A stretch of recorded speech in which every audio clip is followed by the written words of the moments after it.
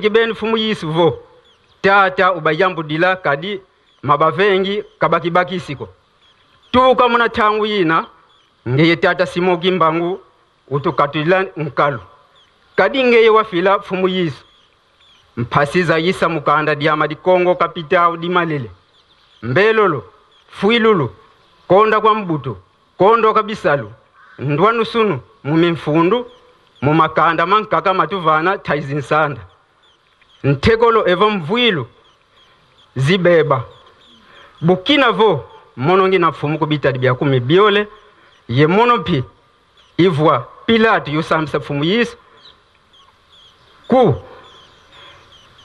kubibi monika ku chef de secteur AI ye lengoma unangidinga ye biba songele bambuta babafukila kuntuwalama ditwisidi kunge inzambi yeto tata Simoki Mbangu mpasivo utulemvukila ku bibi sala bambuta zeto ye beto kibeni ye utuvutula mukata ye kutuvutuela mamo ye byabyo bi lukatula mubeto ye utumani sinabi nzonzi bina mu maparke mu mambo matadi la kulunsi kunambata tu kabuna bampelo bakotisila dia munzo mambo metu mabeba kadi budikala kunzila kionso ulomba ofotiko tambula beto kuna sektere mfidi tuvuidi zandu dinene dingidinga batula diao mukilumbu kilumingu idiao beto mpi dina zandu ditoma kondi sanga mikuikizi mubisambu idiao mpe beto kumalele tukulombele utuvangila mpasivo utuvutuela zandu dieto dikinzole kimalele idiao papa Simoki Mbangu kyangani buwisa kumbata kulunsi promise utusisila vo si utuvutukila buna beto tukinu kuluvingila nzeinde ngeni teti pasi kwa discours mama sidi ibosi si ilanda bolimbi sabiso batatana ba mama likambo nyonso biso nyonso tondi awa poto yoka nini balobi yango nde tokomeka ko mekola na lingala soki boyoki bo comprendre ke naza mukongo alobi boye ye aye komitika liboso ya tata Molimo Santu po a reconnaître ke pungutulendo ezali ye soki lelo tokotaki na Kimbata Kuluzu yende mutu tata Molimo Santu tangu atali likambo oyo amoni na kati alobeli mingi tangu ozo limbolo likambo wana po bato ba comprendre o biso to benga katuku foko loba originaire utaki wapi ye mutu wangu abandila ki wapi avant yako bima na Kimbata Kuluzu aya ko sambisa nkolo Yesu soki wana ezalite histoire na yo eza ya kukufa nge yango abandila ki na Mbanza Kongo ndenge bakoko balongwaki kuna na Mbanza Kongo koyana bango na nzela ndenge bayaki ti ndenge bayeko koma na Kimbata Kuluzu place wana ezalaki mai makasi nti lelo mai wana ezali oto benga ka rivière Nkisi pona kukatisa antuka na bunzoto ezalaki moite me bakoko bazalaki na bwatu na bango oye utaki na Mbanza Kongo na Pungutulendo donc saki de rafia yangonde basali cérémonie batandi yango likolo ya mai ale population nyonso azalaki nango bamati likolo ya saki wana ya rafia bakati si lokola bato nde loko esalamaki yango wana nde tango bakati na ngambo awa ayeko lobela likambo oyo etali nkolo Yesu nini Pilate biso tozoloba na yeke aza Pilate me azalaki na kombo ya Ndolufu Alumadiadi kuna na Angola tangu awutaki na Kongo dia Totila ye mokonzi yango ni kindikila bango babandaki kobenga Pilate soki azwaki kombo ya Pilate pona nini ntu donc bamitu ya bato yenda azalaki chef de secteur na tangu wana ya kusambisa bato soki asambisi akozwa ikateli swati mutu wana fo atumbisa ye na moto swati fo bakata ye mutu ubie fo baboma ye sur place yango wana batu batali même mokonzi yango ndenge nini boy likambo yango ezala bien te ye akoresone nanu te mbala moko azwi décision oyo mutuna ye esalaka bien te donc tate oyo mokonzi oyo mutuna ye esalaka bien te yango wana na Kikongo babengaki ye Kipilantu do Kipilantu nde mundele ayaki kobongola yango Pilate po makambo nyonso abanda kobongola nde na tina wana lisambisi ya nkolo Yesu oui c'est vrai asokolaki maboko amonaki défaut te mais aprotegeaki nkolo Yesu te atindaki babeti ye fimbo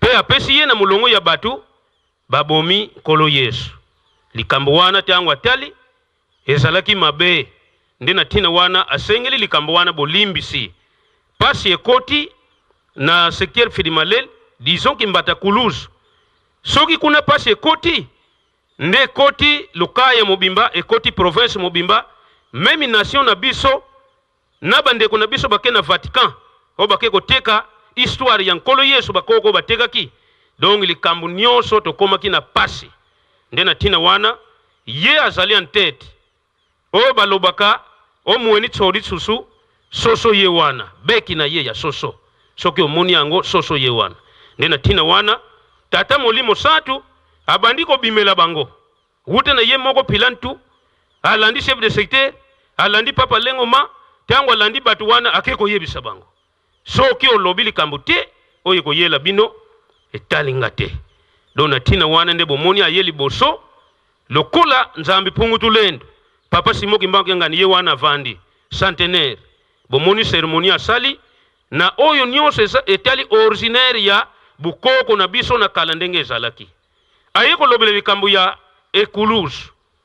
Ekuluzu na kala bakoko na biso tango bazalaki biso pe tokuti na misu ezalaki na kati te ezalaki libanda me bakatoliki tango baye bazwi Ekuluzu batongi yango batiango na kati ya ndako na bango ekomi église esika basambelaka ndenge temple na biso ezali wute wana papa Fumwalongo diangenda kuntima tango yaki na mbata Kuluzu atunaki mutuna wana elikambo wana na Ekuluzu na bakoko na bino nani mutu aliboso akomaki na mboko oyo réponse yake na koko ni mbata ke Ekuluzu yango boyoko atolobake mbata Kuluzu nsanda Kongo tukudi nzaya mvimba Yerusalemu dia kulu donc ndeto limbo la kandengu wana nsanda wana elinko lobake Ekuluzu ezali nzete oyo ezali na kati ya famille Ekuluzu yango wana tuzolobake nzete oyo ezolakisa ilembo to wutaki na Kongo dia totila kolo Yesu babaka kiye awa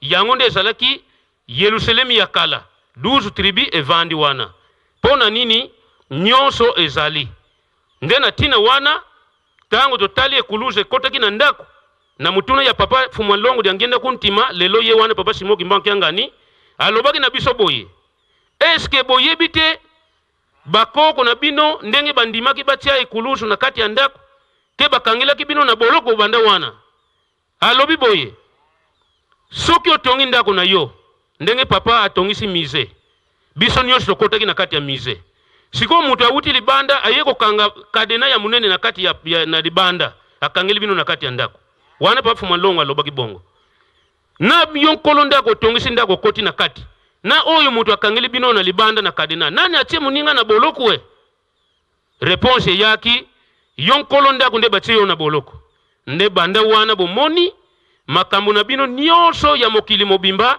pouvoir nyonso bokangi yango wuta wana biso moeto mekula to bunda bituma wana po bazongisa Ekuluzu na libanda esalamaki sute nde na tina wana to yoki ke bakendaki ko tumbango lisusu atole mbala na ordre ya Mobutu soki alobeli likambo wana bango bakeba yebisi Mobutu Ekuluzu wana na mbata Kuluzu soki otumbisi yango te yango ozomona ba jeune ya RDC bakomi mitu likolo ba crime makambo ndenge na ndenge Ekuluzu wana nde yango wana ezosala ndenge wana alors na tina wana president azwaki bomeko wana ya kotinda komando atole mbala bayaki kuna na mbata Kuluzu nde baye kotumba Ekuluzu wana makambo wana nyonso ekotisi biso na boloko yango nde na tina wana batata na ba mama to yeli awa pona nini tata molimo santo ye kaka ko bundela biso po ako ko récupérer kimbata kuluzu na ye pèlerinage biso to yaka na nkamba me bango na église catholique au monde pèlerinage ezalaka na mbata kuluzu chaque le 28 août de l'année mundele soki auti na avion auti na Vatican na Allemagne bisika nyonso soki akomi na au revoir Congo central akiti na jeep azwi nzete atie na maboko biso tobenga na monoko mboko mbangala tango azwi nzete atie na maboko azwi chapele wana azoloba tozolanda chemin de calvaire donc sacrifice lieu de sacrifice bazolanda mundela ko banda makolo wuta au revoir Congo central ti akokende kokoma na kimbata kuluzu na makolo ezali na 190 km mundela azosala yango na makolo bakatoliki baprêtre tango bakoyana kimbata kuluzu bakene kuluzu basali baseremoni bakiti na mai kuna esika mwasi ya loti azalaka makoko nkumiti tango bakomi wana bazwi babuzi batie likolo na ye basali baseremoni bakiti bisika ba Pierre na Andre babandaki kosala peshe bazwi putulu wana bakangisi na ba emballage ndenge biso tozwaka mabele nkamba bakena nzadi malawu o beniti bazwi mai wana batie na milangi ndenge biso tozwaka ya nkamba soki bazongi esike kuluzu ezali bafete esili mundele akoti na voiture akozonga so makolo te tout droit aéroport soki akoti na avion avant akokende kofongola biloko na ye akomi na ndako na ye na kati ya chambre asengi oyo esengeli na bomengo bazwaka kuna na bagroti ale biso yango wana batata na bamama tomoni ke me ndenge nini biso bankolo likambo bango bazoya bazosala biso boyi bakangeli biso na prison ye tata yangenda kontima ye yo papa simoki mbangu kyangani papa yango nde toye liboso toyoki bolimbisi wana esengami azwi o esengeli nde tokolanda mama ya likambo oyo ekomami kuna na discours tolanda mutu na mutu nini eleki nde natina wana na mwa muke synthèse ya message ya mukonzi ya groupement oyo tosili kopesa po mutu nyonso azwa mwa eloko na oyo toyoki nde tozongisi mikwase ye mwana ye tata mwanda velela République démocratique du Congo, province du Congo central, territoire de Madimba, secteur de Mfidi Malele, groupement de Malele, bureau du président de l'ANATAC. Ndombolo en l'info wabesikanda ya Congo capitale de Malele, représenté par le chef coutumier Makengo Mwenga Albert, Kumosi Yenlambu Wakulu, Wabitadi Kumi Biole, 12 groupements, secteur de Mfidi Malele, Mumambu Mambi, Mabavanga Zimbuta Zeto, Yebeto Diakatuna, Kimoyo, Bwabu. Kwa tata Simoni Kimbangu, ye kwa mfumu wetu Yesu Kristo. Kingana kitaba mbuta vo. Mwana bazoli la kudia kani kuchito lukena bafweti kumvumbula. Tumwene vo luluengo so luisa sisa kwa tata Lengoma, klan Kayinga, kuna kinkondongo bari ngidinga. Kwa tata chef de secteur AI de Malele, yoka mono mosi chef coutumier de Malele ituku tuisidi. Kwa ngesedi eto tata mwanda velela papa Simoki Mbangu Kyangani, mulomba nlemvo mumomolu mwene kuntu ankanda. Kingana kyanzole. Nkwa konga ukibakisanga kanshi mbefo kakibakisanga ko. Imudiodo tumwene kiele kavo. Beto besi secteur Mfidi Malele tubambefo kanshi katukibakisanga ko. Secteur de Mfidi Malele divuidi 12 groupements ezi. Premier groupement, groupement de Malele clan Congo Capital. Deuxième groupement Kigala, clan Nipasi Nivemba. Troisième groupement Mbata Makela, clan Mbemba Nzinga. Quatrième groupement Kindompolo, clan Kinangangulu. Cinquième groupement Tumbamani, clan Futilana Wembo. Sixième groupement Kivita, clan Tsamba Vita. Septième groupement Yungu, clan Congo Capital. Huitième groupement Kinkondongo, clan Kayinga. Neuvième groupement Voix, clan Nimayala. 10e groupement Sadikin Sanga, clan Congo Nasadi. 11e groupement Zulu, clan Kengi Ilau. 12e groupement Kiwembo, clan Futilana Wembo. Zozi mvilazi yala bitadi bio bebya kumi yebiole yezazo zena muzunga cha secteur Mfidi Malele bakaka zawu batuka muna Congo. Zimvila zo za gonso no tuka zawo za sabuka izi za sala muna Kongo iza muanga na muna yimuna fumu mosi yendona mosi batuka.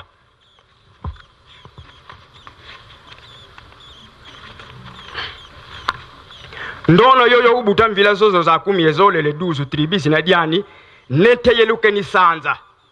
Yimfumu ubuta mvila zozo yimfumu nenzala pandu yandi bakala dindono yoyo ubuta makanda momo makumiye mole. Bana bobo bakumiye bole mazina mau ema. Mwana tete nsemi. Masamuna. Mamona. Mayindu mazulu. Zulu makaba. Mbumba nimi. Nakongo nimi. Mandome nsaba. Nimi nzima. Tsaku nzinga panzu. Mubana bobo bakumiye bole. Nzinga yani utadidingi pouvoir ya kitinu u pouvoir politique. Mukalandona kimpaki nzambi imutu nzambi. Panzu iyani utadidingi pouvoir ya kinganga kya nzambi ubiye pouvoir spirituel mukalandona kimpa vita.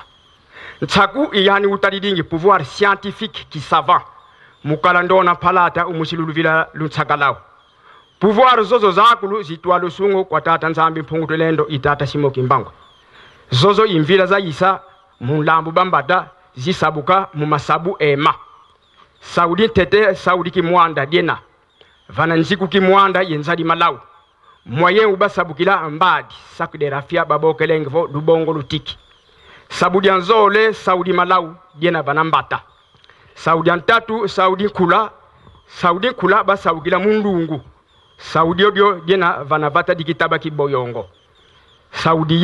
Saudi kinganga kuna vata kinganga. Fa Saudi na basabukila mulubongo lutiki. Mumasaumo mumama ya ebibidimbu biena entre Saudi kimwanda e Saudi malau. Mberi lulendo yena munakati kinzadi ndona nkumiti vanakati kinzadi malau vavuidi kifulu fumu Yesu kibadidi dingi ye malonga ye balongo kibani bakumi yebole vavuidi mbisi babaki dingi balongo kibobo mupeshe di basadi dingi mbisi zozo zena yewunu kiki ziboko lwanga mifungu kulunsi dia komuna fumu yetu Yesu Kristo itadidi na lutambi kuna ngombi nkinzi. Vyadi kasari dingi tata simoni kimbangu kuna ndimba mongo bundu. Vyadi na jena mtoto kimbangu. Ivana tata simoni kimbangu. Kasisi la tengo yekitansi mutangu kasambula mfumu wetu Yesu Kristo. Mongo uyo na bese katolike baboki langa wawu. Mongo kalvere. Kuna mongo bundu. Besi dika bundu di katolike konso ngonda nana mumwa dut. Mukonso mvula ikuna mbata. Kulunzi kuvuidi kulunzi bakwesadilanga pelerinage. Kuna kimbangu kuvuidi mamemi kasisa tata simoni kimbangu mena kuna na teye wunu kiki. Psaume 51 verset 1 à 4. Yesaya chapitre 25 verset 9. Yesaya chapitre 26 verset 16. Référence chapitre biblique. Kazeto tuatinguni na tata simoni kimbangu. Pouvoir ya zikaka zeto yantuka Kongo twateka yo kwa mindele. Tawizana yeba mindele mulembi sambila nzambi eto itata simoni kimbangu. Zimbuta zetu boba sadidingi bato boba sakwelengi nsangu za tata simoni kimbangu bafetu kubafunda kwa mindele myalu yalu kwa zinganga zinzambi yeba misioneri yeba mpelo. Twayekula ndona mbilu mukuma kyalu yalu pasivo kayambula kikuluka kinzambi eto tata mwanda vela pata simoni kimbangu bawizana ye mwanandi ni makela ndona yoyo yazikwa kimoyo. Bidilumiyane bubikadla vo tuka lumbike lelo mununzi yeme kimoyo beno bolshidi bomo monlambu wo kuzulumbangi vantoto mbangi kalulendi sayala diakako. Bambuta betu bafuna ndona lubundu Tereze umushikanda dia tsakalau kuluyalo buna ndono yoyo uyangwa kutia mwasi. Yewa moyo kumbanza kintsakala kuna mbanza ntsona kivala batengula batelengi wali bavonda mfumundo mateso mfumu kala muluvila lumabula mabuta mamvemba kwa sediani mfumu kiala kintsambamba muluvila lumajiza muntu yoyo bamvonda vana Saudi makululuka buna wayokwa kutia kunima pusieri dayani bakabula kwa fumu zimavata ye pusieri diodio batula dio mutsalulo zawu makaga zetu bazibula mazandu ntekolo bantu kwa mindele mazandu momo ema zandu dikala kunambata makela mbata kunuzi zandu dia kengi yelau zandu dia nonsumba yentumba mputu kuna vata dia yuba kuvuidi zanga di masa ivana basukulelenge bandombe mukubakiki